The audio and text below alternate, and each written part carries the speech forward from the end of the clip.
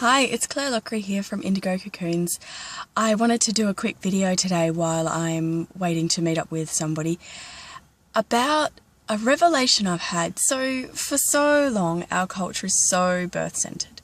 So birth-centric, it's this great, wonderful, dramatic, exciting, life-changing event. And it is. And it's good to have a birth plan and a set of intentions, desires, wishes, preferences, whatever, that if nothing gets in the way, this is what we would like to have happen, please. And it's a great way to remind your support people, get your care providers on board, and have some really good discussions about what is and is not appropriate in your birth. But nobody ever makes a postpartum plan. Why? It's just as important. In fact, in some ways, your postpartum plan is more important because it's harder to get long-term support for your whole postpartum. Everyone wants to be there for the birth because it's this amazing experience. And they want to come straight after the birth and they want to see the baby within the first couple of weeks, and then everybody disappears and melts away. And then the mum or the dad or both are just left there standing holding the baby going, what the hell's just happened to my life?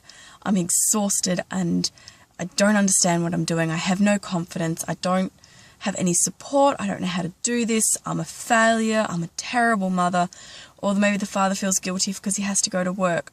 Or he stays home and the mother goes to work. There's so many different options, but usually it means that somebody's left at home with the baby, confused, lonely, vulnerable, exhausted, and is just a sitting duck for postnatal depression. And I mean, the rates of postnatal depression are just going up and up and up, along with, that's what I was going to say, along with the fact that maternal suicide is the biggest cause of maternal death during the perinatal period, so pregnancy and into the postpartum. The biggest cause of death in women in Australia and a few other countries is suicide. Now, if that doesn't tell you that we're doing something wrong, I don't know what is. And so I encourage all of my clients, whether they want me as postpartum support or not, to make a plan while they're still pregnant, to say, hey, family, I really want you to come around within the first couple of days and I want you there every single day to help me. Or, complete opposite, please don't come around. I will let you know when I would like you to come and visit.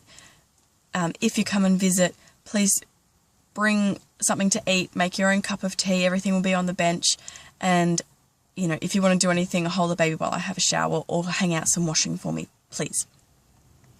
If you let people know what you expect of them, they will be delighted to help you.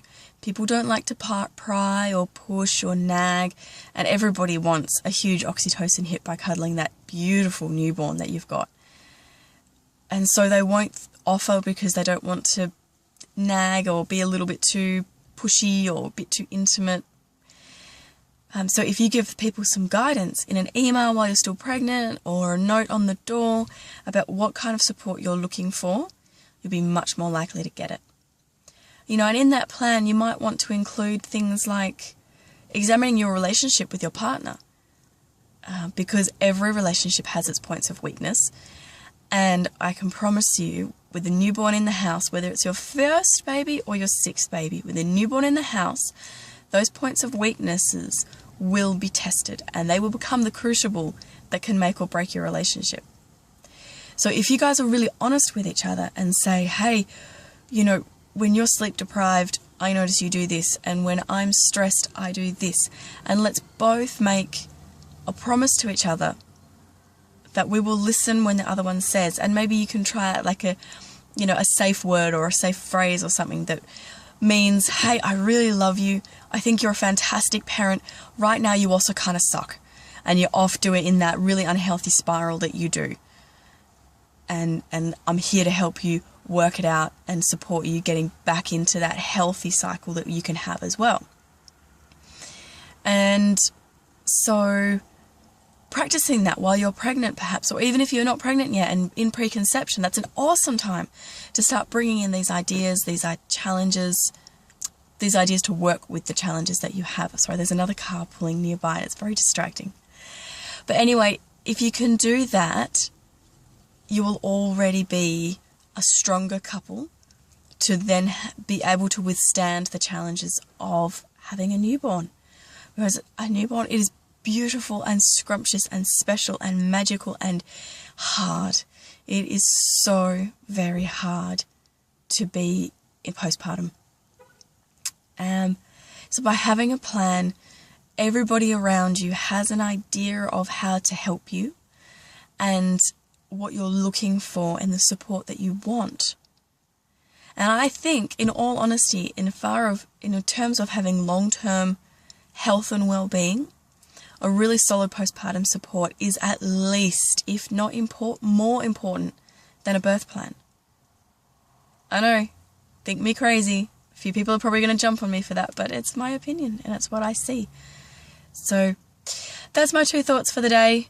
Make a postpartum plan and make it awesome.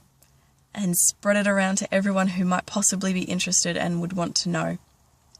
And you'll be amazed at what can result from that. All right, I'm going to go now. Bye.